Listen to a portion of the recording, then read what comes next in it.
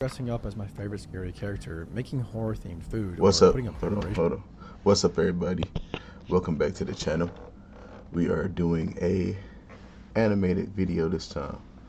5 Nightmare Fuel horror stories animated. Let's go ahead and get in there.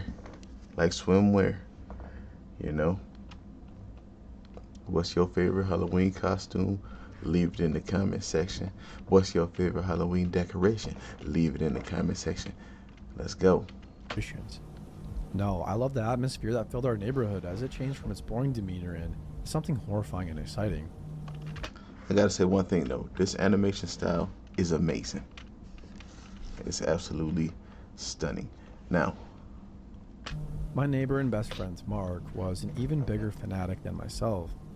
Each year, he tried to make the best costume or scariest decoration, but despite our best efforts at becoming the Halloween Kings, we could never match up to Mr. Black. Halloween Kings. Mr. Black was a man of advancing age. He'd been widowed about a decade earlier, left behind by a vicious, evil wife that treated the entire neighborhood like crap. A vicious The only evil. thing she ever loved was Halloween, and she'd make damn sure all the attention was directed at herself each year, on October 31st. When she died, I almost felt relieved for the poor man. Still, for reasons beyond my comprehension, he decided to keep his abusive wife's tradition alive. A what? Each year, he'd come up with the most punching little trick-or-treaters, which is crazy. I mean, but you said she evil, so nothing's not on the table. gruesome display of nightmare-inducing decoration. His entire house would be transformed into one of absolute mind-bending horror. He'd build a pool of blood in his garden, or he'd cover the entire house with cobwebs, unleashing a horde of spiders just to prove that he could. Sir, It was as beautiful are you as it insane? was disgusting. How he constantly managed to outdo himself brought great joy to the rest of the neighborhood. Unfortunately, Mark couldn't stand it. He's a damn attention seeker. Always has to be in the spotlight. Every Halloween, he said. For years, Mark had tried to outdo Mr. Black. He'd spent thousands of dollars in preparation, planning for months ahead of time, okay. only to be blown out of the water by Mr. Black. What was even weirder was that each time it would only take Mr. Black a day to set everything up, which enraged Mark beyond anything else in life. Dang, you In suck. 2017, Mark even resorted to renting animatronics that resembled crawling corpses. He littered his yard.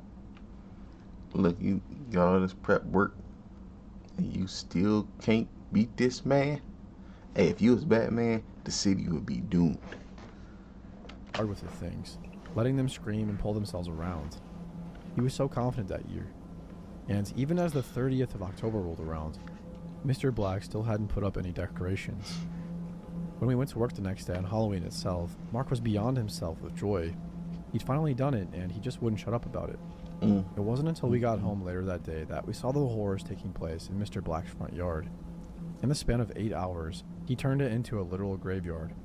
Muffled screams were coming up from the ground, with bells that were attached to strings, leading into buried coffins. Hey, They rang as people gathered around in awe of the sight. this man is an Those brave enough to insane traverse his yard were invited psychopath. inside for a tour. Mark and I joined and quickly realized that Mark's pathetic animatronics were nothing in comparison. Hit the like button, hit that subscribe button. This guy's going all out. You see, you can't beat him unless he do this. So let's do this. Because inside the living room, Mr. Black had created a makeshift morgue, full on with mortuary refrigerators that rumbled around as if people were trapped inside. Mark was pissed, to say the least. He couldn't believe it, and to be fair, Hey. neither could I. He swore then that he'd figured out how the heck Mr. Black managed to pull off these incredible feats, each and every year, at such an advancing age. Why, and he a without ghost? help. How does he do it? Have you ever seen any trucks or workmen outside his house? Mark asked. I chuckled. Nah, but come on, he's retired. He probably gets it done while we're at work. Still, Mark didn't believe it. That guy's up to something. Next year, I'm going to stay at home and figure it out. A year Why passed, and do it Mark matter? actually remained true to his word. On the 31st of October 2018, he called into work sick. I sighed once I found out, surprised at how seriously he was taking it. Then at around noon, I got a frantic and excited voice message from Mark. I knew it. I freaking knew it. You won't believe what I just found. Mr. Black is a depraved monster. I'm going to call the... The voice message was cut short, so I tried to call back. No response. After the 5th or so missed call, I started to get your worried. friend has just There's become a absolutely decoration. no way Mark would have given me any peace if he truly found something. But no matter how many times I tried to call him, I just got a busy signal. Hey, brother, I got some bad news for you. Your friend will be featuring in the next episode of Mr. Black's Halloween, and you'll be able to see him. You'll see him eventually. By the end of the workday, I was truly scared for him. Mark was never that silent. I needed to figure out what was going on. As soon as I returned home, I went over to Mark's place where I proceeded to hammer on his door. His wife was the one to answer, and she too seemed worried. "Police, is Mark here?" She frowned. "He went out to run some errands a few hours ago, but I haven't heard from him since. I thought maybe his phone died, but he should have been back home by now." Mark hadn't told her about his plan to investigate Mr. Black, mostly because she would have been mad. But I had to come clean. If he was truly missing, we need to call the police. Yeah, that's While crazy. Elise explained the situation to the cops, I went over to talk to Mr. Black myself. It was already getting late. Both children and adults had gathered in front of his house, ready for the yearly tour of horror. That year, his yard had been turned into a field of tall grass. It was so dense we could hardly see his front door. All we could see amid the field were makeshift scarecrows. Mr. Black hadn't let anything go to waste. As we entered his yard, the air filled with the stench of rotting flesh. It wasn't unusual for him to utilize all 5 senses, but this was extreme. "Mr. Black, you have a moment?" I asked. "In a minute, old friend. After the tour," he just shouted back as he led the people inside his home. I remained outside, disturbed by the odd smell. I moved some of the grass apart to inspect the scarecrow. Hey, don't do this. I'm warning you. You're not gonna like what you find. You're not gonna like it. They were horrifying, covered in old rags with bits and pieces of skin visible through the holes. They didn't even look like props. After a moment of hesitation, I reached out to pull off the scarecrow's mask. What I saw sent me falling to the ground in shock. That What'd I tell scarecrow you? wasn't a prop, nor a doll. It was an actual corpse. "Oh man," was all I managed to get out as I stared at the decomposing body. Once Hey. I partially regained my senses, That shit I started crazy. checking the other scarecrows. Most of them were beyond rotten, skeletal corpses that had been perished long ago. But once I reached the last one, I immediately recognized the clothes. With a trembling hand, I reached to take off the mask. It was Mark. His throat had been slit, and he had been turned into a flesh-filled scarecrow. I stood before the body of my former best friend in shock. All these years, Mr. Black had created what seemed like impossibly realistic decorations, Didn't I tell but it you? had all been real. The blood, the cadavers, the screaming, we'd all been oblivious to it. The police arrived shortly after, alerted by Mark's wife. They quickly stormed the house and escorted all the guests outside, but Mr. Black himself was gone, and he was never seen again. I actually don't celebrate Halloween anymore, nor does anyone else in my neighborhood. For us, the 31st of October is just a painful memory of what we let happen under our noses. But if you see a new neighbor with decorations that seem just a tad too realistic, stay away from them. It might be Mr. Black.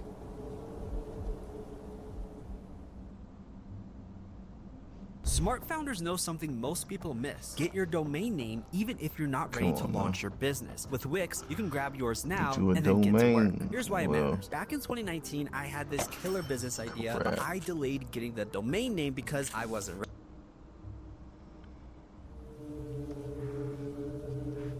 It was my turn to take my kids trick-or-treating. The previous year was my wife's, and we trade back and forth every year. My son and daughter are aged 7 and 9. Usually I stay on the street while my kids go up to the different houses to collect candy. After about half an hour of walking around, we came to one of the more popular hotspots for candy collecting. A main street in the neighborhood. Lots of really cool decorations and animatronics on people's lawns. So I became a bit distracted and stopped watching my kids as closely. At one point, they came back from a house accompanied by another girl, about the same height as my daughter. She was wearing a weird homemade mask, like a cardboard cutout or something. My daughter asked me if she could trick-or-treat with Hey, us, watch so I that said child. sure, and we carried on together as a group. I didn't know who this girl was, but I figured she was a friend from school. As we continued, I started to notice a large man trailing us. He was wearing some sort of angry cat mask. It was kind of creepy, to be honest. I thought that maybe he was the father of the girl, so I tried to start up some small chit-chat with him. I said something like, "Nice weather, huh?" but he didn't respond. Just Hey stood there man, that's staring a at me while our kids went up the scary stairs to the next house. looking I tried suit you again, got on. Hey, is that your daughter? He nodded but didn't say a word. I figured he just wasn't in the mood for chatting, so I stopped trying. We carried on for about another 15 minutes until suddenly my kids came up to me and said they wanted to go home. This really surprised me as we hadn't been out for too long and their bags were only about a third full. In any case, I agreed, waved goodbye at the man in the cat mask and his daughter, and started on our way home. The weird thing is that when I glanced back, the man and his daughter were just standing there, staring at us. I checked one more time as we turned the corner, and they were still standing there, not having moved at all.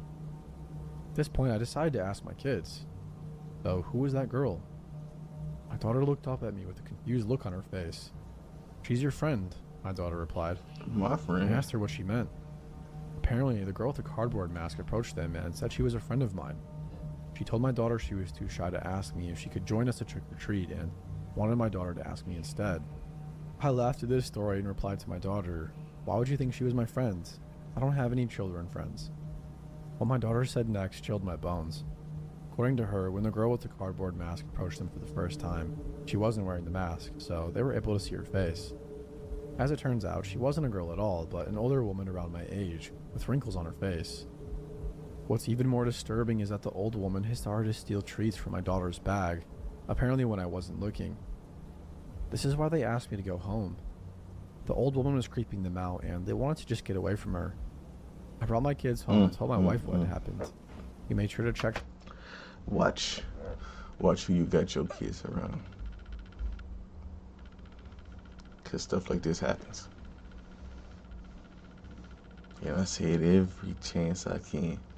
Something happened to my nephew.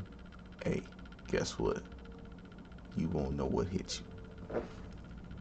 Through all their candy, but didn't find anything suspicious or off. We didn't call the police or anything, since nothing technically really happened, but thinking back, I kind of regret that decision now.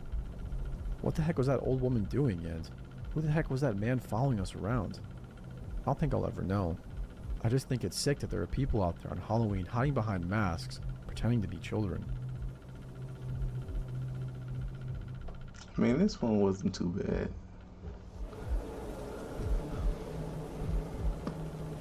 This is the perspective of my story, told by me and in part by a friend. This happened to me the weekend of Halloween, and I personally don't like talking about it much, but I've been told by my friend to share it to get it off my chest.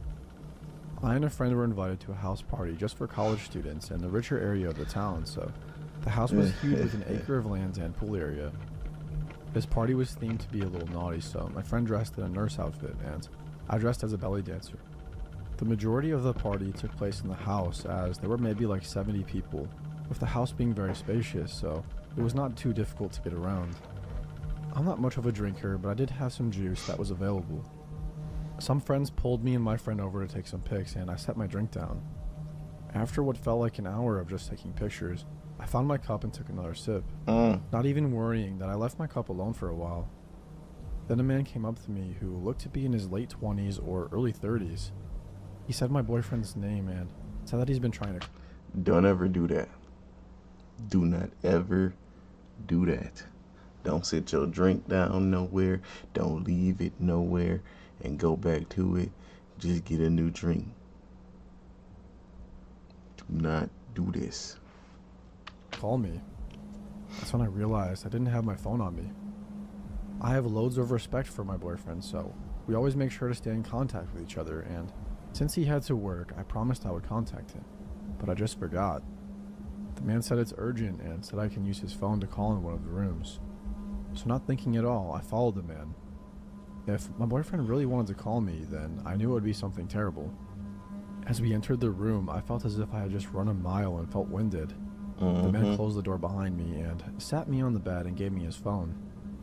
I started to feel weaker, like I just got a migraine and couldn't call. Then I was helped to lie down, and within seconds I was out cold. I woke up later, not sure where I was or what even happened. I found my friend rubbing a napkin on my tummy while yelling. It took me a bit to come back to reality, and I realized I was in the bedroom with my friend cleaning some stuff off of me. That's when I had a panic attack and just realized that I quite possibly been assaulted. My friend calmed me down and told me that didn't happen. She explained that she couldn't find me anywhere and assumed I went to the bathroom. But after, some minutes, I still didn't show, so she went looking for me. Eventually checking the bedrooms and finding me lying on the bed with a guy, something out of my belly button. Apparently, he was playing shots with my unconscious body by sucking alcohol out of my belly button and licking salt from my chest. She didn't know how long this went on for, but I immediately felt sick and even coughed up from just the thought. Hey, man, Thankfully, my listen. boyfriend got off work early after my friend told him what happened. He picked me up while my friend asked around about the guy, but, of course, nobody knew of him or recognized him. I was taken to urgent care and looked at. Thankfully, nothing was wrong with me, and the drug in my drink didn't cause any further harm than just knocking me out. I wish the story ended here, but I started to receive texts from a random guy. First, he was just asking me random things, and I just didn't reply. But then he showed me a pic of my torso and started saying creepy things to me, and even giving me the impression he's stalking me. And this is still going on today. Just text me randomly. I've had the idea to try to bait him one of these days to finally have backup to catch him, but I don't know how smart he can be and what he will do to me if things don't go as planned.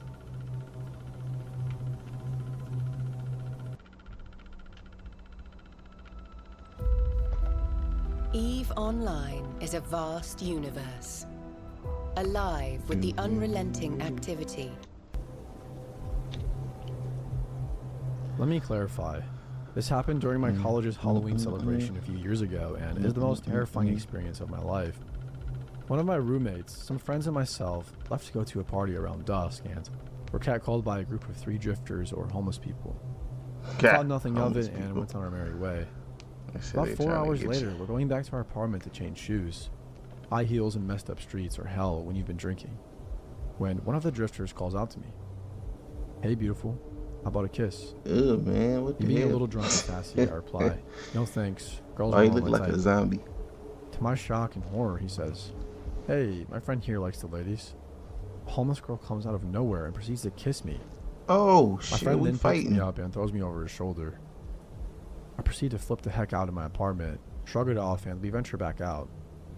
Well, I got separated from my group in the crowd, and I see the 3 drifters again. I try not to show that I'm shitting bricks when they ask me where they can find a liquor store. Bitch, I I don't point know. them down the street to a Kroger, and they say, "Okay, you can show us." No, I'm I a small can't. woman, and they shoved me into their vehicle. I think naively at the time that they will literally let me out of the grocery store, except it's closed because it's after midnight. I plead for them to let me out of the car, but they keep saying, "The power does what it wants," and headed away from the safety of the campus area onto the freeway and out of the state. It's over for you. It's all over for you. How you get separated from your friends? After what happened, you should have been holding hands with somebody in your friend group. I'm just saying. This random homeless person come up and kiss you, and you just, "Oh yeah, I'll be alright. I'm gonna go ahead and head out here and live life." No. For the next 4 hours, I visited 3 states with them while pleading for my life. I'll never forget how they kept saying, "The power does what it wants," and talking about how they're going to have fun with me. I kind of resigned myself to the fact that I was going to die, that I would never graduate college or see my family again. They pulled into a gas station, and I slipped out of the vehicle to be grabbed again, but I screamed my head off for the clerk to help. That's when they talked about taking me to the cliff. I mentioned that my family is full of police officers and that they're probably already looking for me, how they're committing a federal crime, and that I won't press charges if they take me back to campus. I guess that's when the girl started to feel sorry for me because she started to say, "Guys, he's really scared. Maybe we should just drop her off somewhere. This doesn't have to get any worse." They took me back to the campus area, and as soon as the girl pulled me out of the car, a police officer called my name. The girl shoved me toward the cop and yelled, "The power does what it wants, and tonight I'll let you live." I've never been so happy to sit in a cruiser. They pursued them, but I don't know if they were ever caught. My roommate dropped out of Hey, college that's and joined the crazy. military, and I transferred to another school. So, ladies and gentlemen, please be careful walking at night. Always keep your cell phone with you if possible, and call the police if you see suspicious people near your apartment. I had a brush with death that day, and I'm just so grateful for the time I have now. This could have been written better, but it's still so hard to talk about.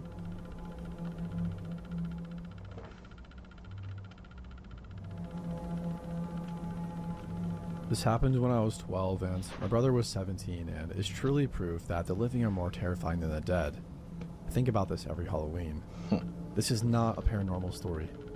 The community I grew up in was made mostly of Hispanic people, so the folklore of La Llorona was very popular in the area and especially around Halloween. For those of you who don't know, the myth is basically a story about a woman who married a rich man, had a perfect life, and then the man cheated on her. She was so distraught that she took her children to the river and drowned them. After she died herself, but she couldn't pass on to the afterlife without her children, the myth is that she roams the river looking for her kids. If she spots living children, she will grab them and drown them to take them to the afterlife with her. The story is meant to keep kids from playing in the river. Most of my friends that year were too cool and grown up to go trick-or-treating that year, and were planning on having a party instead. I was really disappointed and asked if my brother would take me trick-or-treating.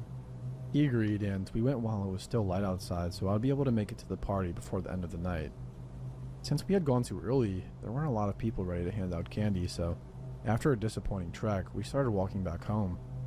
On our way home, we passed by a park that had a river running next to it. On Halloween, older teens would usually wait at this park to try to see if they could spot La Llorona. Waiting to spot her at this particular park was a well-known town tradition that people had done for decades, and that still continues to this day. However, there were no kids or teens there yet because it was still kind of early. But there were people in the park putting on a Llorona play. We decided to stop and watch it. There was not really much of an audience.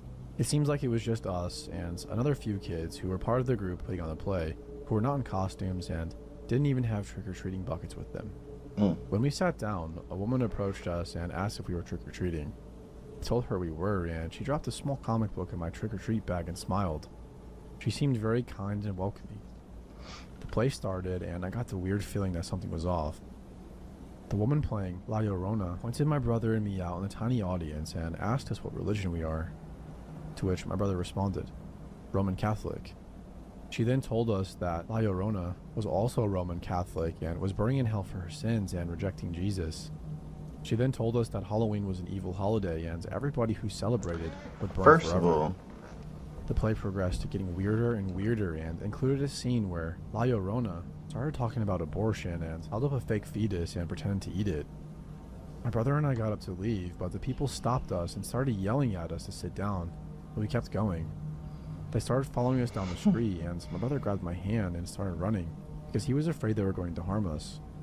Someone order a college Smart degree man. program? There's a college in there. Hey, I just to deliver get life out of updates. here Sign while here. we can. Okay, what did I order? We don't need We finally got to no the street, this. and only about 3 people were still following us, yelling at us about how we were going to go to hell and we needed to accept Jesus. Yeah, that's fine.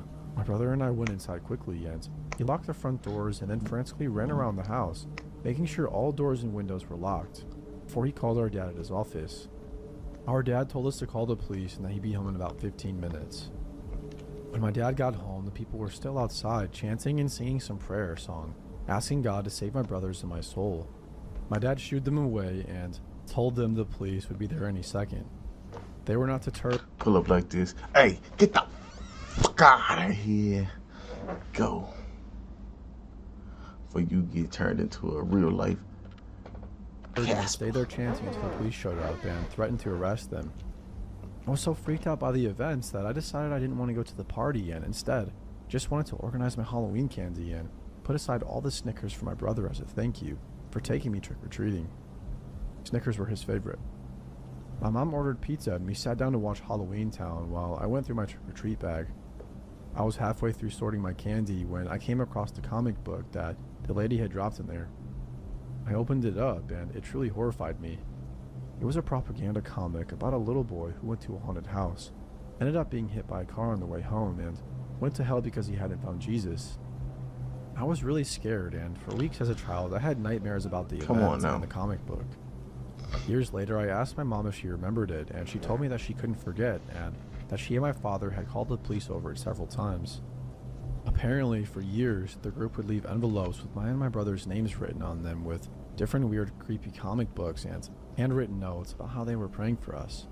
Also invitations to join them in their church and weird promises about baking us cakes and other creepy ways to entice our child selves into their church. To this day, we can't figure out how they knew our names or who wrote the letters. It really creeps me out that they did this.